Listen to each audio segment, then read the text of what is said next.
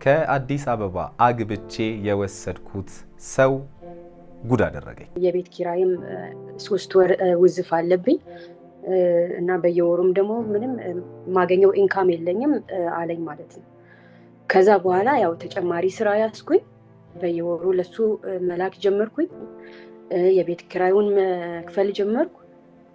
ያው ትንሽ የሚከብደው ብዙ ብር ላኪ የሚለው ፓርት ነው። ግን ያው እዚህ ሲመጣ መስራት ሲጀምር እንተካዋለን እና እናስተካክለዋለን በሚል እንደ ችግርም አላየሁትም። ያንን ማለት ስጦታ ይዤ ልምጣ ወንድምና እህት ካለ የነሱን ቁጥር የጫማ ቁጥር ላከልኝ ስለው ወደ 14 ነው የላከልኝ። ወደ 14 እህቶቼ ወንድሞቼ ብሎ ማለት ነው የሰፈሩን ሰው ሁሉ 12 ሚዜዎች ነበር የፈለገው። ወንዶችም ሴቶችም ከሱ እንዲሆኑ ነበር የፈለገው። እንደው ምን ያህል አውርተሽ ምን ያህል ተረድተሽው ምን ያህል አውቄዋለሁ ብለሽ ነው በ3 ወሩ ልታገቢው ከአሜሪካ ኢትዮጵያ የመጣሽው?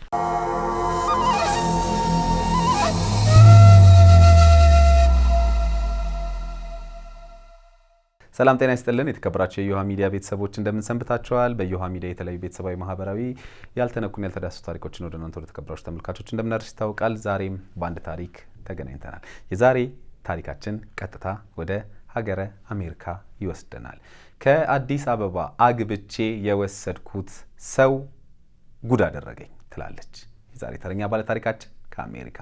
ምንድነው የሆነው? ምንድነው የተፈጠረው የሚለውን በቆይታችን ሙሉ ታሪኩን ወደ እናንተ ወደ ተከበራችሁ ተመልካቾች እናደርሳለን።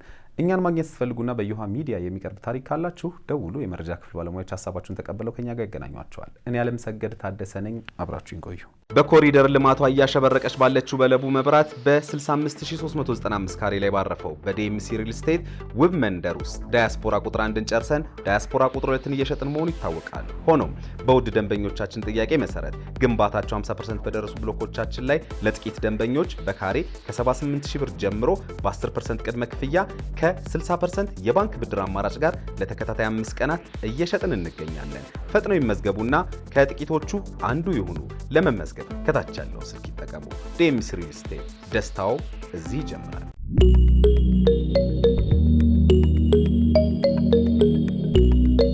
እንዴት ነሽ? እግዚአብሔር ይመስገን። እንዴት ነህ? እግዚአብሔር ይመስገን ሰላም ነኝ። ሁሉ ሰላም? ሁሉ ሰላም ነው። አመሰግናለሁ እድል ስለሰጠኝ ካንተ ጋር እንዳወራ ዛሬ። እሺ፣ እኔም በጣም አመሰግናለሁ በተመልካቾች ስም በመላው ዓለም ባሉ ተመልካቾች ስም ታሪክሽን ልታካፊን ምናልባት አንቺ በሄድሽበት አይነት መንገድ ውስጥ እየሄዱ ያሉ ሌሎች ሰዎችም ይኖራሉ ብዬ አስባለሁ። ብዙዎች ይኖራሉ ብዬ አስባለሁ። ብዙዎች ይማራሉ ብዬ አስባለሁና ለዛ ፈቃደኛ ሆነሽ ስላገኘውሽ በቅድሚያ ላመሰግንሽ ፈልጋለሁ። በመተዋወቅ እንጀምር። በነገራችን ላይ ተመልካቾች ያው የዛሬ እንግዳዬ በቀጥታ ከአሜሪካን ሀገር ሆና ነው ከኔ ጋር ቆይታ የምታደርገው። ስለዚህ በትውውቅ እንጀምር። እሺ፣ አመሰግናለሁ። ስሜ ሰላማዊት ገብረመድህን ይባላል። ከቤተሰቦቼ ጋር የዛሬ 20 ዓመት ነው ወደ አሜሪካ የመጣ ነው። ከዛ በፊት አዲስ አበባ ነበር የምንኖረው። አሁን ያለሁት በኮሎራዶ ነው። ኦኬ። ስንተኛ ልጅ ነበርሽ ለቤተሰቦችሽ? የሁለተኛ ልጅ ነበርኩ ነኝ አሁን። እንዴት ነበር? እስኪ ትንሽ ምናልባት ወደኋላ መለስ ስላድርግሽና 20 ዓመት ቀላል አይደለም። አሁን ብትመጪ ብዙ ነገሮች ተቀይሯል። አላውቅም በመሃል መተሽ ከሆነና እንዴት ነበር ልጅነት፣ አስተዳደግ እንዴት ነበረ? ያው ኢትዮጵያ የነበርኩኝ ቤተልሔም ነበረ መማረው። ከቤተልሔም ደግሞ መድኃኔዓለም ሃይ ስኩል ገባው። ከዛ የአስተማሪነት ትምህርትን ተምሬ ወደ ኦሳና ሄጄ ለ1 ዓመት የመስራት እድል አጋጥሞኝ ነበር። ከዛም ወደ አሜሪካ ከመጣን በኋላ በነርሲንግ አሲስታንትነት ከዛ ደግሞ ሂውማን ሰርቪስ ተምሬ አሁን ደግሞ ያለሁበት ሁኔታ የኤንጂኦ ጀምሬ እንደዛ እየሰራሁኝ ያለሁት ማለት ነው። በዲቪን የመጣ ነው ብለሽኛል። ሁላችሁ ሙሉ ቤተሰብ ነው እንዳለ የመጣችሁት ወይንስ የተወሰናችሁት? አዎ አባቴ ደረሰው ሁላችን መጣን ከዛ እና አንድ ወንድምና አንድ እህት አለኝ። 5 ሆነን የመጣ ነው። ኑሮ እንዴት ነው ታዲያ አሜሪካ? እንግዲህ ሁሉም ሰው ገምቶ የሚሄደው ነገር አለ። ከዛ በኋላ ደግሞ እዛ የሚጠብቀው ነገር አለ። አንዳንዱ እንደገመተው ይሆንለታል፣ አንዳንዱ ከግምቱ ውጭ ይሆንለታል፣ አንዳንዱ ከግምቱ በላይም ሊሆን ይችላልና አንቺ እንዴት አገኘሻት አሜሪካንን? እንዴት ተቀበለች? እኔ አሜሪካ ስመጣ በመጣንበት ጊዜ ሌላ ኒውዮርክ ከተማ ነበር ያረፍነው፣ ራቸስተር የምትባል ሲቲ እና በጣም ከባድ ነበረ እና አባቴም እናቴም ጥሩ ስራ የነበራቸው፣ ያው እኔም ስራ ጀምሬ ነበር። በጣም ተቸገርን። ይሄ ነው አልልም፣ ቤት ራሱ ያጣንበት ጊዜ ነበረ። ያው ቸርቾች ባዘጋጁልን ቦታ ነበረ ያረፍነው እና ከብዙ ስትራገል በኋላ ግን ወደ ሌላ ስቴት ሙቭ አድርገን ላይፍ ተስተካከለ እንደገና። ግን ሀ ብለህ ነው የምትጀምረው በቃ እና እንግሊዘኛ ተምረህ ከዛ በኋላ ደግሞ በትንሽ ስራ ነው የምትጀምረው እና በጣም ከባድ ነው። በተለይ እድሜ ለጋብቻ ከደረሰ በኋላ የሚመጡ ሰዎች ራስን ለማሳደግ ነው የሚፍጨረጨሩት እንጂ እድሜያቸውን አያስቡም። እና ሳያስቡት እድሜ ይሄዳል፣ ሩጫ ይሆናል ለጋብቻ ከዛ በኋላ ማለት ነው። እና በጣም ብዙ የሚከብዱ ኢሞሽናል የሚያደርጉ ጊዜያቶችን አሳልፌያለሁ። እኔም በግሌ እንደ ፋሚሊም ደግሞ አሳልፈናል። እንግዲህ እዚህ ተምረሽ እንደውም ከዛ በኋላ የመምህርነት ትምህርትም ተምረሽ ነበረ። ከዛ በኋላ ነው ወደ አሜሪካ የሄድሽው እና ዛሬ ደግሞ በተለይ ወደ በኋላ የምናነሳው ዋናው ጉዳይ ከዚህ ከፍቅር ከትዳር ህይወት ጋር ይገናኛልና እንዴት ነው እዛ ከሄድሽ በኋላ ነው ወደ እንደዚህ አይነት ህይወት የገባሽው ወይንስ እዚህ እያለሽ ጀምረሽው ነበረ? በነገራችን ላይ በጣም ጥሩ ፖይንት ነው ያነሳሽው።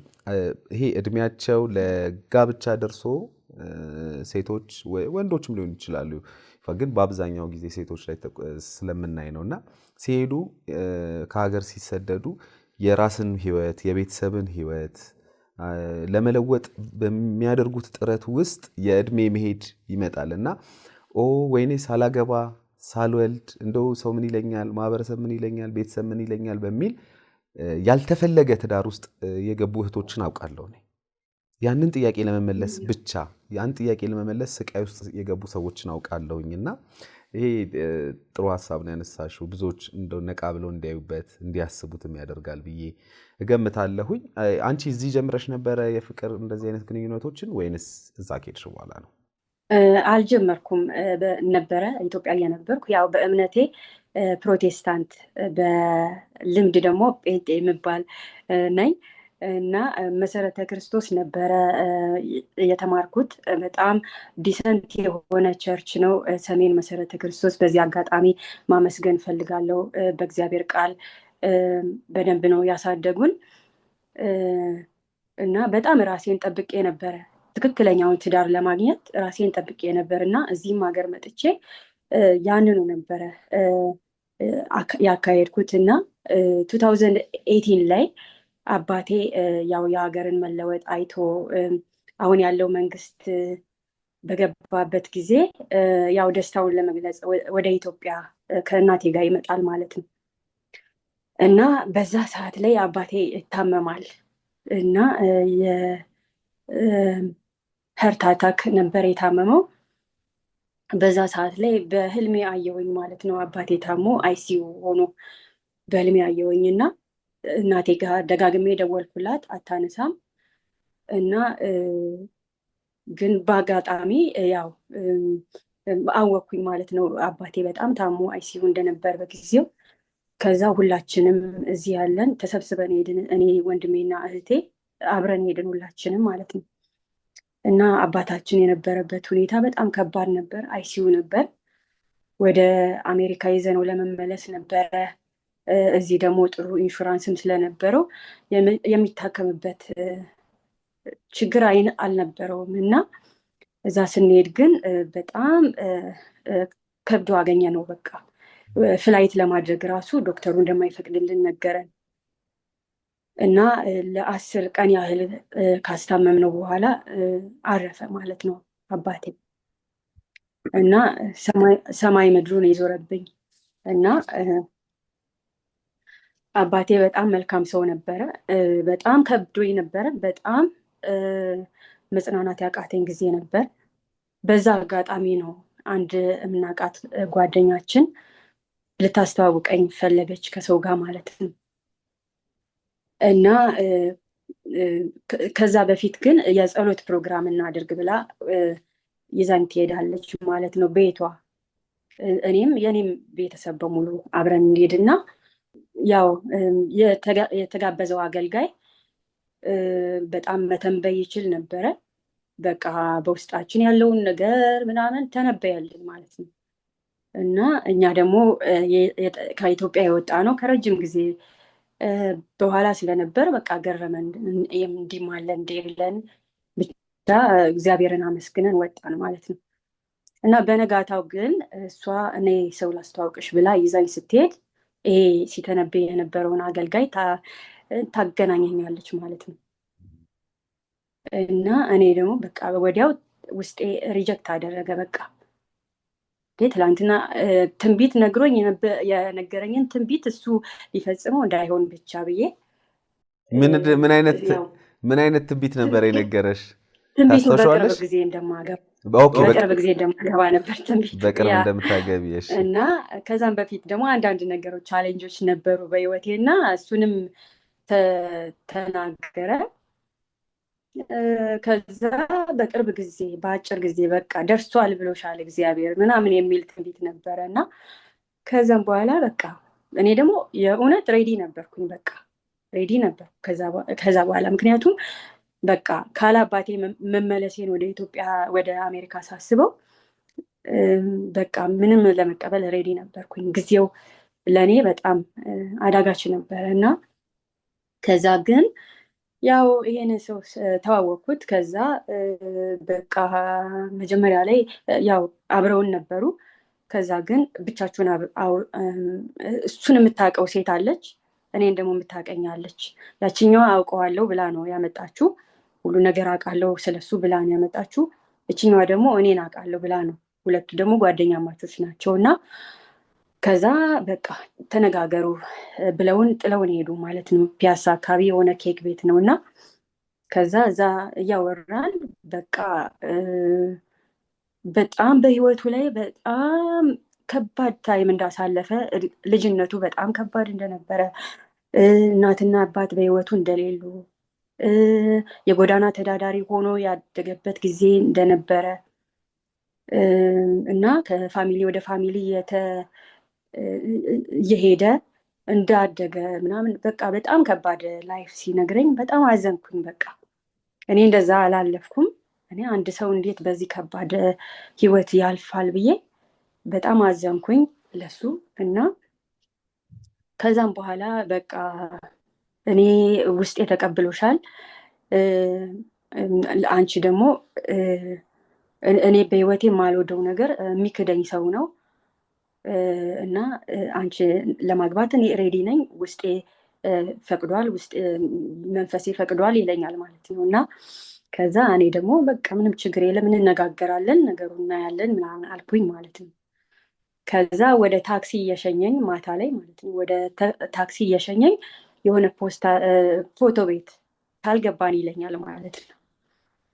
ከዛም በኋላ ፎቶ እንድንነሳ ያደርጋል። እና ሪኩዌስት የሚያደርገው ፎቶ ልክ እንደ ቦይፍሬንድ ገርል ፍሬንድ እንደሆንን አድርጎ ነው። እና ግራ ቢገባኝም ያው ለመቃወም ያለውበት ሁኔታ አይመችም።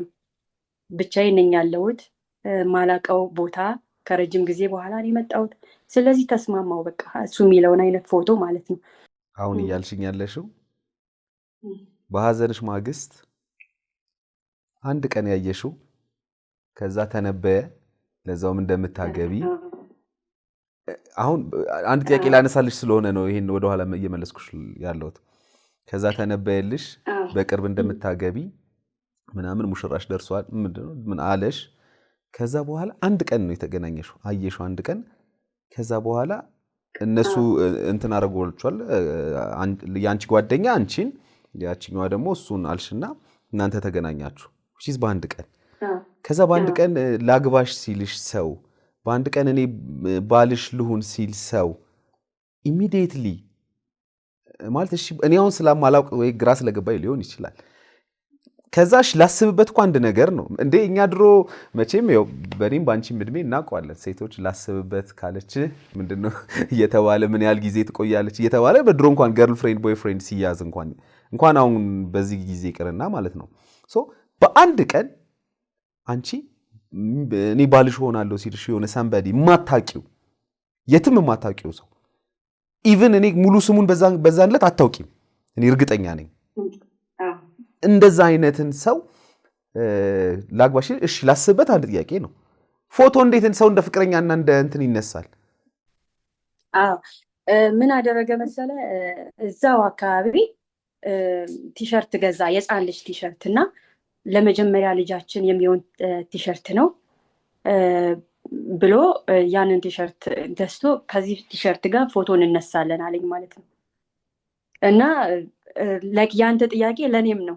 በጊዜው አላው አድርጌዋለሁ ያንን ሁኔታ ማለት ነው። እና እኔ ከዛ በፊት ቦይፍሬንድ እንደዚህ አይነት ቦይፍሬንድ አላጋጠመኝም ማለት አንድ ያናገርኩት ሰው ነበር ምናምን፣ ከዛ በፊት ምንም የለም ማለት ትችላለህ። እና ለእኔ አዲስ ነው ይሄ ነገር።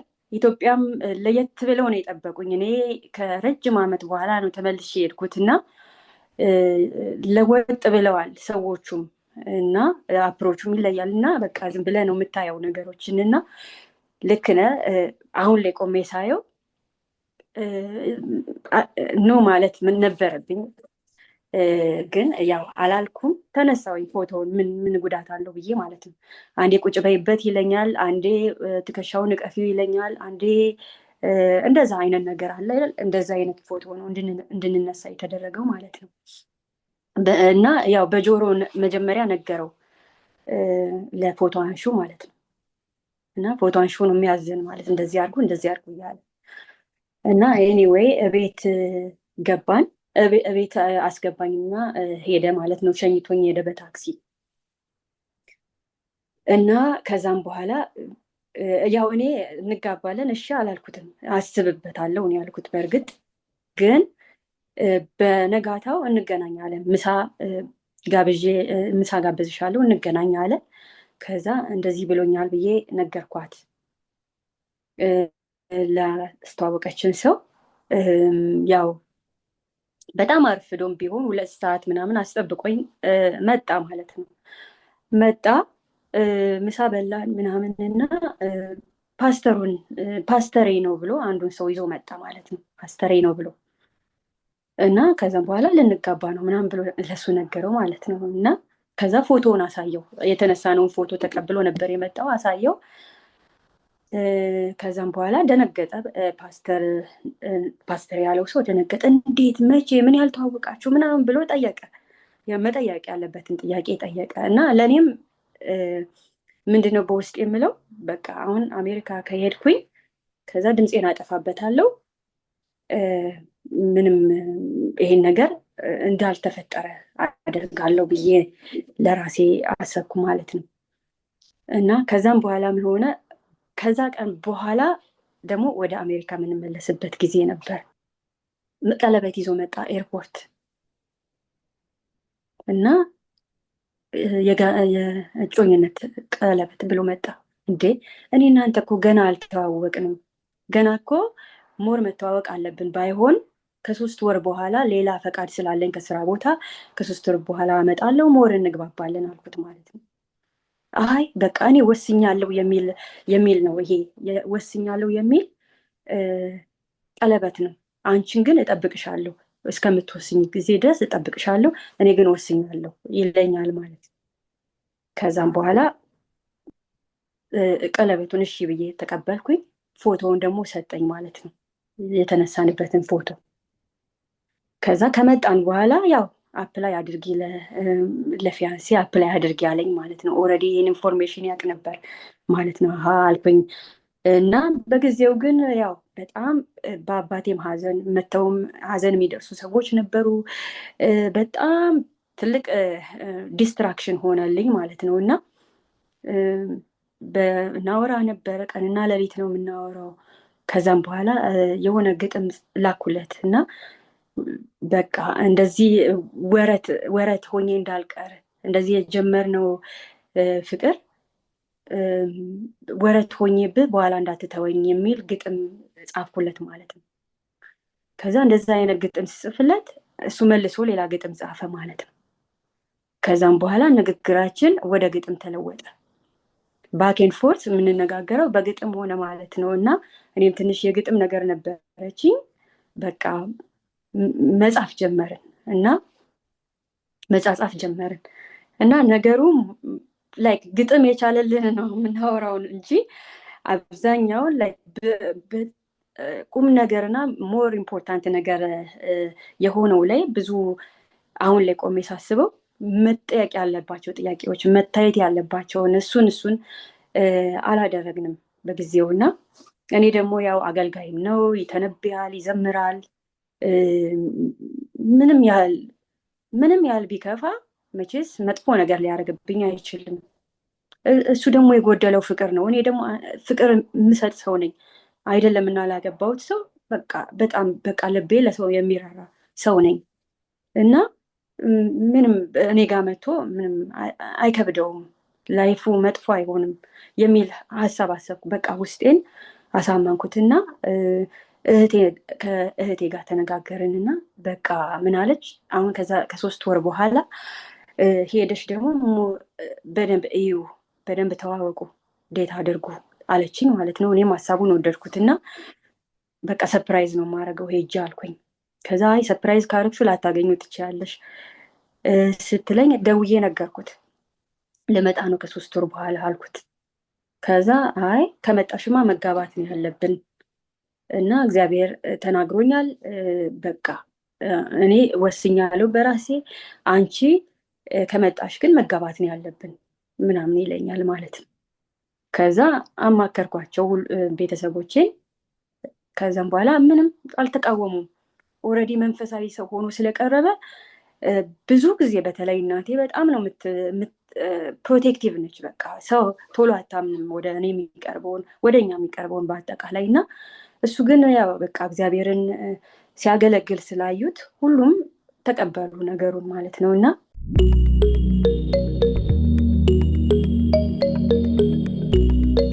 እሺ ሰላም፣ ድጋሚ ስለተገናኘን አመሰግናለሁ። እኔም አመሰግናለሁ። እንግዲህ ምናልባት ተመልካቾች ደግሞ ለተመልካቾች ትንሽ ግልጽ እናድርግላቸው። ምክንያቱም በቅድሙና በአሁኑ ግንኙነታችን መካከል አትሊስት የ8 ሰዓት አካባቢ ልዩነት አለና ቅድም በመሃል ግን እንደገለጽኩላችሁ ተመልካቾቻችን የዛሬ እንግዳዬ ሰላም እንደውም በኩለ ሌሊት በአሜሪካን ሰዓት አቆጣጠር በእኛ ደግሞ ሲነጋ ጠዋት ላይ ነበር የመጀመሪያውን ውይይታችንን እያደረግን የነበረው። ለዛም አመስግኜ ነበር እንደውም ያን የእንቅልፍ ሰዓቷን በዚህ ታሪክ እንድንማር ሰውታ ነበረ እያወራችን የነበረውና ከዛ በኋላ ግን በመሃል ስልክዋ ትንሽ አስቸገረ ቻርጅ እና ተቋርጦ ነበረ። ከዛ በኋላ ሲቋረጥ ግን እንግዲህ ቀጠሮ ነው የያዝነው። በእኛ ጠዋት ነበር፣ በአሜሪካን ሀገር ደግሞ እኩለ ሌሊት ስለነበረ ሲነጋ በደንብ ቻርጅ ስልኩም ተደርጎ ሲነጋ ለመገናኘት ቀጠሮ ያዝን። እንግዲህ በዚህ 8 ሰዓት ውስጥ እንግዲህ አንቺ ምን እንደሰራሽ ጠይቅሻለሁ። እኔ እንኳን ሬዲዮ ገባው፣ ያው ሬዲዮ እንደምሰራ ይታወቃልና ሬዲዮ ገባው። ከዛ በኋላ መጣው። አሁን መውጫ ሰዓት እንግዲህ አሁን በእኛ ኦልሞስት 12 ሰዓት አካባቢ ነው፣ እየመሸ ማለት ምሽት 12 ሰዓት፣ በእናንተ ደግሞ እየነጋ ነው። አዎ በጣም ጥሩ። ቅድም ይሄ ልብስ አይደለም አይደል የለበሽው? አዎ አዎ። ለዚህም ነው ለተመልካቾችም ግልጽ ለማድረግ ቅድም በዛኛው ልብስ መታ ደግሞ በደቂቃ ውስጥ እንዳይሉ እሱን ለመንገር ነው። ለማንኛውም ስለዚህ ቅድም እንዴት ነበር ምሽቱ ነበር፣ አሁን እንዴት አደርሽ ብዬ መቀጠል እችላለሁ ከፈለኩ። እሺ፣ እንደምን ዋላችሁ እናንተ? ለእኔ አዳር ነው። ያው ተኝቼ ልጄን ትምህርት ቤት አድርሼ ነው አሁን ደግሞ የመጣሁት። አንድ ልጅ አለኝ፣ የ4 ዓመት ልጅ እና በዚህ አጋጣሚ ድምፅ ስለሆናችሁኝ ማመስገን እፈልጋለሁ። ለእኔ ብቻ ሳይሆን ለብዙ በእኔ ሁኔታ ላለፉ ሴቶች ድምፅ ነው የምትሆኑት። እንደውም ፊቴንም ለመደበቅ ፈልጌ ነበር። ግን የእነዚህ ሁሉ ሰዎች ፊት ሆኜ ስወጣ ፊቴን ደግሞ ደብቄ መውጣቱ ልክ አይሆንም እና ይህንን ሰምተው የሚመለከታቸው አካላት እንዴት እናድርግ፣ በዚህ ጉዳይ ላይ ምን እናድርግ፣ ምን ለውጥ እናድርግ ብለው እንደሚያስቡበት አምናለሁ። በተለይ አብያተ ክርስቲያናት በእኔ ሳይድ ያለውንም በሌላኛውም ሳይድ ያለውን አንዳንድ እውነታዎች በመግለጥ በምን አቅጣጫ እንስራ ብለው እንዲያስቡ የሚያደርግ ኦፖርቹኒቲ ነው እና አንተ ደግሞ ከሚዲያዎች በሙሉ በጣም በእድል በመስጠት በማዳመጥ እና በትህትና በሪስፔክት ስለሆነ ኢንተርቪው የምታደርገው ይህን እድል ስላገኘው ስለሰጠኝ አመሰግናለሁ። እሺ፣ ምንም አይደለም። እሺ፣ ከቅድም ካቋረጥንበት እንቀጥል። እንግዲህ ከአሜሪካን ሀገር ከ3 ወር በኋላ ለመመለስ ወሰንኩኝ። ከ3 ወር በኋላ እመጣለሁ፣ ያኔ በደንብ እንተያያለን አልኩት አልሽኝ። ከዛ ምን ተፈጠረ? አዎ እንደዛ ብዬ ከነገርኩት በኋላ በሀሳቡ አልተስማማም። ከመጣሽ መጋባት አለብን፣ እኔ ወስኛለሁ፣ አንቺ ነሽ፣ አንቺን ነው ማግባት የምፈልገው። ስለዚህ አንቺ ውስጥሽን አዳምጭና ወስኚ፣ እኔ መቆየት አልፈልግም ከዚህ በላይ መጋባት አለብን በ3 ወር ውስጥ አለኝ ማለት ነው። እና ያው ለቤተሰቦቼ ይሄንን ሳማክራቸው ያው የቸርች ሰው ነው፣ እግዚአብሔርን ያገለግላል። መቼስ እግዚአብሔርን የሚያገለግል ሰው ለቃሉ ታማኝ ነው የሚሆነው በሚል ሁሉም ተስማሙበት በሀሳቡ። ምንም ተቃውሞ አላጋጠመኝም። መዘጋጀት ጀመርን ለሰርጉ። ያው ምንም ነገር እኔ ላዋጣ አልችልም፣ ምንም ብር የለኝም። እንደውም የቤት ኪራይም 3 ወር ውዝፍ አለብኝ እና በየወሩም ደግሞ ምንም ማገኘው ኢንካም የለኝም አለኝ ማለት ነው። ከዛ በኋላ ያው ተጨማሪ ስራ ያስኩኝ፣ በየወሩ ለሱ መላክ ጀመርኩኝ፣ የቤት ኪራዩን መክፈል ጀመርኩ እና ከዛም በኋላ ያው በቃ ራሴን አስገባሁት በዚህ ነገር ላይ። ይሄ this is going to be my life፣ ትዳር ነው የሚሆነው፣ የሚያስፈልገውን ዋጋ መክፈል አለብኝ። አሁን በዚህ ሰዓት እየሰራ አይደለም፣ ሲመጣ ደግሞ ይሰራል፣ አብረን እናድጋለን ብዬ በዛ ነገር ተቃውሞም የለም። በሚጠይቀኝ ነገር ሁሉ በፈቃደኝነት አደርግ ነበር፣ በገንዘብ አቅጣጫ ማለት ነው። እና ያው አንዳንድ ጥፋቶችም ሲኖሩ ያው ይቅር ማለት እንዳለብኝ በማሰብ ብዙ ማልፋቸው ነገሮች ነበሩ። ምንድን ለምሳሌ እስኪ ለምሳሌ ምን? ቅድምም እያልሽኝ ስለነበረ እኔ አንዳንድ ጥፋቶችን አይና አልፍ ነበር አይነት ነገር ብለሽኝ ነበር እና ምን እስኪ ለምሳሌ ምን አይነት ነገሮችን ታልፊ ነበረ? እንማርበታለን ብዬ አስባለሁ። እሺ አሁን ለምሳሌ ከሴት ጋር የሚጻጻፋቸው ነገሮች የሚደርስባቸው ማለት ነው። የሚልከው ፎቶ ኢንአፕሮፕሬት የሚባል ማለት ነው፣ የማይገባ እና እኔ የሀረር ሰው ነኝ፣ ግልጽ ሰው ነኝ፣ ግልጽ ነው የማወራው ከሰው ጋር ድብቅ ነገር አናውቅም ሲለኝ፣ ለማን ነው እንደዚህ አይነት ፎቶ የሚልከው? ለሌላ ሴት ይልክ ነበረ እና ጓደኛዬ ነች እሷ፣ ቤስት ጓደኛዬ ነች፣ ሌላ ምንም ሪሌሽንሽፕ የለንም ምናምን ይለኛል። እና ከዛ ወይ ጉድ በቃ ልዩነቱን እያየውኝ ኦኬ የካልቸር ልዩነት ነው። እኔ እዚህ ሀገር መጥቼ ብዙ ቆይቻለሁ።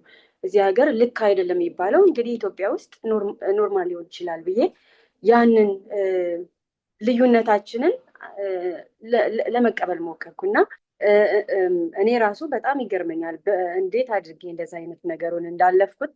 ግን ያው ይቅርታ ጠየቀኝ። ያው አንቺን ካላስደሰተሽ አቆማለሁ፣ ግን እኛ ምንም ነገር አስቤ አይደለም በካልቸራችን ግልጽ ስለሆንን ነው ሲለኝ፣ በቃ እሺ ከአሁን በኋላ ግን እንደዚህ አይነት ነገር አልፈልግም። ይሄ እንትን ነው። ይሄ እዚህ ያለሽ ነው ያየሽው አይደል? እኔ አሜሪካ ሆኜ እሱ ኢትዮጵያ ሆኖ ማለት ነው። በምን አወቅሽ አንቺ? በምን አየሽ?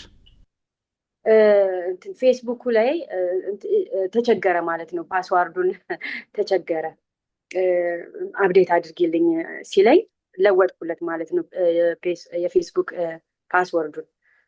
እና በዛ አጋጣሚ ነው ሜሴጁ ላይ ሳይ ሲላላክ የነበረውን በሜሴንጀር ማየት ቻልኩኝ ማለት ነው በዛ አጋጣሚ። ከዛ ያው አናገርኩት። ኢቨን ለፓስተሬ ለሚለውም ሰው ራሱ አናገርኩኝ። እሱ በትንሽ ትልቁ መጣላት የለባቸውም ብሎ በቃ እሱም ብረሽ ኦፍ ነው ያደረገው ጉዳዩን። እሱም አምኖበታል ግልጽነት የሚባለውን ነገር እና በቃ እኔም አለፍኩት እና እንደዛ አይነት ነገሮች አልፈዋል እና ብቻ ያው ወደ ኢትዮጵያ ሄድኩኝ ሴፕቴምበር ላይ። ቤተሰቤን ሁሉ አሜሪካ ያለውን ቤተሰቤን ይዤ ነው የሄድኩት። ለማግባት ነው የሄድሽው? አዎ ለማግባት ነው የመጣሽው ወደዚህ? አዎ አባቴ ባረፈ በ3 ወሩ። በጣም ጥሩ። እዚህ ጋር አንድ ጥያቄ ላንሳልሽ። እንግዲህ አባትሽ ባረፉ በ3 ወሩ ነው የሁሉ ነገር የተጀመረው። እንግዲህ የመጀመሪያዎቹ ቅድምም እንዳልሽኝ አታውቂውም በምንም አንቺ ይሄን ሰው አንድ የምታውቂያት ሰው አለች፣ እሷ ታውቀዋለች። እሺ እኔ አሁን ፍቅር በየትኛውም አጋጣሚ ይጀመራል። እኔ በዚህ ችግር የለብኝም። ሰውን ለእኛ ያለውን ሰው የሆነ ቦታ ልናገኘው እንችላለን። ኤክስፔክት የምናደርግበት ቦታ ምናምን ላይሆን ይችላል የሆነን ሰው የምናገኘው ወይ የምናውቀው ወይ የምንተዋወቀውና ግን በዛች ቅስፈት ተዋውቃችሁ ከዛ በኋላ ፎቶ እንነሳ ብለው እንደዚህ አይነት የፍቅረኛሞች ፎቶ እንደዚህ ያም አላነቃሽም። እሺ ኢትስ ኦኬ። ከዛ በኋላ እነዚህ ነገሮችም እያየሽ አለፍሽና ግን በዛሽ በ3 ወር ውስጥ ስለ ፍቅር ወይም ስለ ትዳር እንደው በስልክ ነው የምትገናኙት? በስልክ እናወራ ነበር ስላልሽ ማለት ነው። እንደው ምን ያህል አውርተሽ ምን ያህል ተረድተሽ ምን ያህል አውቄዋለሁ ብለሽ ነው በ3 ወሩ ልታገቢው ከአሜሪካ ኢትዮጵያ የመጣሽው? ያው እንዳልኩ ቀለበትና ፎቶን ያደረገው ኢንፎርሜሽን አለው ልጁ በደንብ ኢንፎርሜሽን አለው እንዴት ፕሮሰስ መጀመር እንዳለበት እና ወዲያውኑ ጀምሬልኝ ፕሮሰስ ያለኝ የፊያንሴ ፕሮሰስ ጀመርኩለት። የፊያንሴ ፕሮሰስ ጀምሬለት ከዛ በኋላ ነው የመጣሁት ወደ ኢትዮጵያ። እንዳልኩ በእኔ እምነት በመንፈሳዊ እምነቴ ማለት ነው በቃ አንዳንድ አጋጣሚዎች እንደ ሚራክል የምወስዳቸው ጊዜ አሉ እና ይሄ በቃ ሚራክል ነው፣ ይሄ ተአምር ነው፣ ትንግርት ነው የሚባል ነገር አለ እና በቃ አንድ አይነት ባህሪ ያለኝ ሰው በቃ የምለው ነገር ሁሉ የሚቀበለኝ የኔ ማንነት ሁሉ አፕሪሼት የሚያደርግ ምንም ኮምፕሌን የለውም በእኔ ላይ በቃ እና በጣም ለእኔ ይሄ በቃ ከእግዚአብሔር የተሰጠ ስጦታ ነው። እግዚአብሔር ካሰኝ፣ አባቴን ካጣው በኋላ እግዚአብሔር ካሰኝ ብዬ ራሴን አሳመንኩኝ። ያው በቀን ውስጥ 3 እና 4 ነው የምናወራው። በቃ እየለመድኩት መጣው፣ እየተቀበልኩት መጣው። ከዛ ሬዲ ሆንኩኝ ማለት እንደዚህ አይነትም የፍቅር ህይወት ከዚህ በፊት ስላላሳለፍ ከዚህ ጋር ኮምፔር ላድርገው የምለውም ነገር የለም። በቃ ይሄው ነው በቃ ለካ እንደዚህም ነው። በድሮ ጊዜ አባቶቻችን ባል ተመርጦላቸው ነው ሴቶች የሚያገቡት፣ ወንዶችም እንደዛው እና ከዛ በመግባባት ይተዋወቃሉ እና አይደለም እና እኛ ይሄን ያህል ቀን አውርተን ይሄን ያህል ወራት አውርተን በቃ በእኔ በኩል ሬዲ ነኝ። በእኔ በኩል በቃ ውል ቴክ ኤኒቲንግ ብዬ ነው በእኔ ሳይድ አጀስት ለማድረግ ብዙ ነገሮችን ፈቃደኛ ሆኜ ነው እና ካየሁትም ከምናገረው ነገር ላይ ሁሉ ይስማማል። ያው ትንሽ የሚከብደው ብዙ ብር ላኪ የሚለው ፓርት ነው። ግን ያው እዚህ ሲመጣ መስራት ሲጀምር እንተካዋለን እናስተካክለዋለን በሚል እንደ ችግርም አላየሁትም ያንን ማለት ነው። እሺ እንግዲህ ድል ያለው ሰርግ ተደገሰ፣ መጣሽ። እንዴት ነበረ እንደው ስትመጪ የነበረውን ነገር? ከዛ ፕሮግራሙ አንቺ እዚህ በመጣሽ በምን ያህል ጊዜ ውስጥ ተካሄደ? ለሳምንት ያህል አዲስ አበባ ቆየን። ከዛ በኋላ ወደ ሀረር ሄድን ማለት ነው። እና በጣም ልጁ ተግባቢ ነው፣ ይቀልዳል፣ ይጫወታል፣ ጓደኞቹ ብዙ ናቸው። እና ያው ሀረር ስንሄድ ሀረር ትንሽ ሰዎች ላይክ የአዲስ አበባ ሰው ምናምን እንደሚፈሩ ኖቲስ አደረጉ። ብዙም አልቀረቡንም። ቤተሰቦቹም መጀመሪያ የሄድን ቀን ግን ሄጄ እንደ እናት አሳደገችኝ ያላትን ሴት አናገርኳት። ሄድን ቤታቸው ድረስ ሄድን ልንጠይቃቸው ማለት ነው። እና በቃ እየተዘጋጁ ነው፣ ጎረቤት ተሰብስቦ ድግስ ያዘጋጃል ምን ይላል። እና ከዛ እናትየዋ ወደ ጓዳ ይዛኝ ገባች እና ከቤተሰቦቼ ለይታ በጣም አንዳንድ ፈጠን ያለ ነው የሚያደርጋቸው ነገሮች አንዳንዴ ግራ ይገቡኛል እና እዚህ ነው ስል እዛ ነው፣ እዛ ነው ስል እዛ ነው እና እስቲ ከሰው ጋር ያለው ጓደኝነት በጣም ላይፉን እንዳይኖር አድርጎታል እና እስቲ ውሰጅልኝ፣ ቶሎ አግብተሽ ውሰጅልኝ። እዛ አዲስ ላይፍ ሲጀምር ስክን ይላል አለችኝ ማለት ነው። እና ተቆጩ መለስ የሚል ነው፣ ከተቆጣሹ ደግሞ ይመለሳል እና አለችኝ ማለት ነው። ከዛ ዲቴል እንድትነግረኝ ብፈልግም ግን የሰጠችኝን እሺ ብዬ አመስግኜ ጥያቄ ቢፈጥርብኝም ምን ይሆን የሚለው ነገር ቢኖርም ነገ ነው በ2 በ3 ቀን ውስጥ ነው ማገባው ይህንን ሰው እና ጊዜም ራሱ ልስጠው ምለውም አይደለም። ያው የሆነ ቁልፍ የሆነ ነገር ብትነግረኝ ለውሳኔም ይቀርብ ነበር። ግን ብቻ እንደዛ አለችኝ እና በዛ አመሰገንኳት። ላይክ በእኔ ሳይድ የሆነ ቆንጆ ምክር መከረችኝ ብዬ ሪስፔክት አደረግኳት። ከዛ በኋላ ከዛ ውጭ ግን ማንንም አላገኘሁም። ወንድሞቼ ከመምጣቴ በፊት ስጦታ ይዤ ልምጣ፣ ወንድምና እህት ካለ የእነሱን ቁጥር የጫማ ቁጥር ላክልኝ ስለው ወደ 14 ነው የላከልኝ። ወደ 14 እህቶቼ ወንድሞቼ ብሎ ማለት ነው፣ የሰፈሩን ሰው ሁሉ እና ያው ኮምፕሌን አላረኩም። ለነሱ ሁሉ አቅሜ በሚፈቅደው የሚገዛዛ ገዛዝቼ ነው የሄድኩት እና በተረፈ ግን ያው ያንን ስጦታ ሰጠው። ግን አግኝቼ ቁጭ ብዬ ምንም ያወራሁት ሰው የለም ከነሱ መሀል።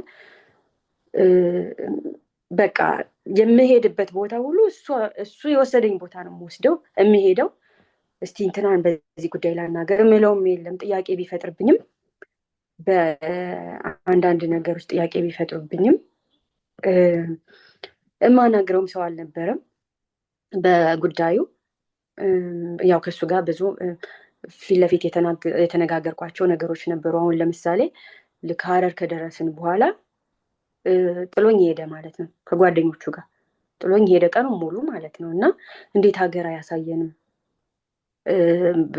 አያሳየንም መተን ቤተሰብ ሁሉ መተን ብዬ በቃ እንዴት ነው አቴንሽን እንዴት አይሰጠንም ምናምን የሚል ነገር ነበረ። እና ያው ኩርፊያም አለ እና ፍቄ መጥቼ እንደዚህ ሲሆን ምናምን፣ ግን በቃ ነገሩን ብረሾፍ አድርጌ ያለፍኩት እና ያው ወደ ሰርጉ ቀን ሄደ።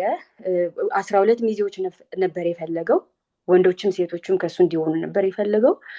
እኔ ደግሞ ለ12 ሰው ስፔንድ ማድረገው ብር የለኝም። አሁን የሚያስፈልገውን ብር ኦልሬዲ ልኬልሃለሁ፣ አሁን ላይ በጣም ትንሽ ብር ነው ይዤ የመጣሁት አልኩት። ከዛ በ6 ተስማማን፣ በ6 ሚዜዎች። ያው አንዳንድ ወጪዎች በሴቶቹ በኩል ያለው ወጪ የኔ ነበረ። ያው የእሱ ጓደኞች ናቸው እነሱም፣ እህቴና አንድ ቤስት ጓደኛዬ ከነሱ ውጭ የእሱ ጓደኞች ናቸው፣ በእሱ ምርጫ ነው። እና ብቻ ሰርጉ አለፈ። መቼ ማለት ነው ሰርጉ የተደገሰው? ሴፕቴምበር 6 ነበረ። ከስንት ዓመት በፊት? 2018። ያ ማለት 7 ዓመት አካባቢ። አዎ በቃ ያው ሰርጉ ተደረገ። ያው ባጭሩ እሱን ሰርጉ ከተደረገ ከ6 ቀን በኋላ ወደ አዲስ አበባ ተመለስን። ኦኬ። ሰርጉ ላይ ግን ቅድም እንግዲህ በጣም በ1000 ሰው አካባቢ ጠብቃለሁ ፈልጋለሁ ብሎ ነበር ብለሽ ነበር፣ ወደ 12 ሚዜ ምናምን። ከዛ ግን በ6 ሚዜ ተስማማን አልሽ። ሰው ብዙ ሰው መጣ በሰርጋችሁ ዕለት? ብዙ ሰው ተገኘ? አዎ ብዙ ሰው ተገኘ። እኛ አርፍደን ነበር የደረስነው እና አብዛኞቹ ኦልሬዲ በልተው ሄደዋል። ግን እኛ በደረስንም ጊዜ የነበሩ ብዙ ነበሩ እና ያው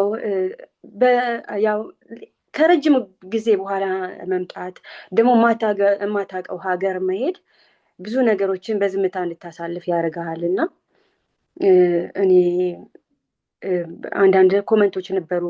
አሁን ለምሳሌ ጨፍር በላት እንጂ ምናምን ይላሉ፣ ጨፍር በላት እንጂ ይላሉ ማለት ነው። እኔ ደግሞ ስክን ባለ እንትን ነው ክርስትና ነው ያደግኩትም ሳድግ ማለት ነው። እና ኢትዮጵያ በጣም ተለውጣ ነበረ፣ ለእኔ በጣም ከባድ ነበር። ግን ራሴን ለመሆን አይ ዲድ ኤቭሪቲንግ ማድረግ ያለብኝን ሁሉ አደረግኩኝ። ብዙ ነገሮችን በዝምታ አለፍኳቸው በጊዜው ማለት ነው። እና ከ6 ቀን በኋላ ተመለሳችሁ? ከ6 ቀን በኋላ ተመለስን። ወደ አዋሳም 1 ቀን ነው 2 ቀን አሳለፍን። ከዛ ወደ አዲስ አበባ ተመለስን። በዛ አዲስ አበባ ውስጥ በነበርኩበት ጊዜ አንዳንድ አጋጣሚዎች አጋጥመውኝ ነበር እና አሁን ለምሳሌ ሻፒንግ እንሄድ ብየው እስቲ ልብስ መግዛት ፈልጋለሁ እንሄድ ብየው ከዛም በኋላ መርካቶ እንሄዳለን ማለት ነው። እና አንድ ልብስ ይመርጥልኝና ለኪ ይለኛል እና ለኪ ሲለኝ ልብሱ በጣም ይጠበኛል ማለት ነው። ከዛ ነጋዴዋ ሻርፕ ሰጥሻለሁ ልበሽ ስትለኝ ከዛ ስሞክር ያቅተኛል። ከዛ ይቅርታ አልሆነኝም ብዬ ስመልስላት ያው ሜካፔ ፊቴ ላይ ያለው ሜካፕ ሻርፑ ላይ ያርፋል። ከዛ እንደዚህማ ሆኖ ትገዣለሽ ልብሴን አቆችሽ ሻርፔን ብላ ኃይለኛ ስድብ ውስጥ ገባች ማለት ነው። እኛ እዚህ አሜሪካ ውስጥ ያልፈለግነውን ነገር ሳምንት ለብሰን መመለስ እንችላለን አይደለምና ለክተን ከዛ በቃ ደነገጥኩኝ እና እሱ ደግሞ ይስቃል እዛ ማለት ነው። እና እንዴት ጸጥ ትላታለህ እየሰደበችኝ እኮ ነው አናግረልኝ እንጂ ስለው በቃ ዝም ብለሽ ክፈያት አለኝ ማለት ነው። ከዛ ብሩን ከፈልኳት። ምክንያቱም እኔ በቃ አዲስ ነኝ እንግዲህ እንደዚህ ነው ማለት ነው ብዬ ከፈልኩ። ከዛ ኤክሳይቲንግ ቦታ ልውሰድሽ ብሎ ይዞኝ ሄደ። ሲወስደኝ ሱፍ ቤት ነው የወሰደኝ ማለት ነው። ከዛ ሱፍ ቤት ወሰደኝ። ያው ሱፍ እየለካ እያሳየኝ ይሄ ነው ኤክሳይቲንግ አልኩት እና ብቻ ላይክ ሱፍ እየለካ ይገዛል ማለት ነው። እና ይሄን ግዥልኝ ይሄ አምርብኝም ይሄን ግዥልኝ ይለኛል ማለት ነው። ከዛ አንተ ግን እኔ እንደዛ እሷ እንደዛ አመናጭቃኝ እንዴት ሱፍ ቦታ ይዘኝ ትመጣለህ እንዴት ነው ላይክ እንደዚህ ትሪት መደረጌ አያሳዝንህም ምናምን ስለው መጥፋት ጀመረ ማለት ነው። አክቱ እያለ መጥፋት ጀመረ። ከዛ ምን ሆነሃል ስለው አይ እኔ ሲቆጡኝ ያመኛል እያስታወቀኝ ነው ስለተቆጣሽኝ አለኝ ማለት ነው። እና እኔ ለብዙ አመት ሆስፒታል ሰርቻለሁ እና ማስመለስ ምን እንደሚመስል አውቃለሁ። ግን ኦኬ እንደዚህም አይነት አለ ማለት ነው ብዬ ነው ያለፍኩት። እና እሺ ይሁን ብዬ በቃ ይቅርታ ብዬው ልብሱን ገዝቼለት ሄድን ማለት ነው ወደ መጣንበት ማለት ነው። እና ብቻ እንደዛ ሆኖ ጊዜውም አለቀ ሁሉ ነገር። ከዛ ወደ ኢትዮጵያ ወደ አሜሪካ በሚሸኘን ጊዜ በቃ ድጋሚ መምጣት አለብሽ ቶሎ መምጣት አለብሽ ፕሮሰሱ እስከሚያልቅ ድረስ አልጠብቅም አለኝ። በቃ አይ ፕሮሚስ ዩ ከ3 ወር በኋላ እመጣለሁ ወይ ደግሞ ቫኬሽን እንሄዳለን አልኩት ማለት ነው። ትንሽ ልስራና ቫኬሽን እንሄዳለን አልኩት። ወደዚህ አግብቼ ተመለስኩ። ከዛ በኋላ ወደ ታይላንድ በ3ኛው ወር ትኬት ቆርጬ ታይላንድ እንትን አልኩለት ማለት ነው። እና እሱ ደግሞ እሱ ወደ ዱባይ ዱባይ ታይላንድ እንዲመጣ እኔ ደግሞ ታይላንድ እዚህ እንድንገናኝ ነው የነገርኩት። እና ከዛ በኋላ ለምን ሰፕራይዝ አላደርገውም ብዬ ወደ ዱባይ ፍላይ አደረግኩኝ። እና ረጅም ፍላይት ነው በቃ በጣም እኔ ፍቅር በሚለው ነገር ላይ በጣም ፍቅር ይዞኝ ነበር። በፍቅር ላይ ፍቅር ይዞኝ ነበር። በቃ በጣም ነው የምደሰተው ሰውን በማስደሰት ማለት ነው። ከዛ ሰው ምላሽ እንኳን ባላገኝ በራሴ ሳይድ ዝም ብዬ እደሳሰታለሁ። እና በቃ እሱን ለማስደሰት ሰርፕራይዝ ላደርገው ኤክስትራ ከፍዬ ወደ ዱባይ ለመሄድ ወሰንኩ። ወደ ዱባይ ሄጄ ከዛ አንድ ፍላይት ውስጥ ሆነን ወደ ታይላንድ ሄደን እንድንዝናና የ2 ሳምንት ቆረጥኩኝ ማለት ነው። ይሄንን አልነገርኩትም ለሱ። ከዛ ግን በመሀል ይደውልልኝ እና ምን ይላል ጓደኞች አሉኝ ዱባይ እና 5ቱን ቀን ዱባይ ብቻ ላሳልፍ ይለኛል።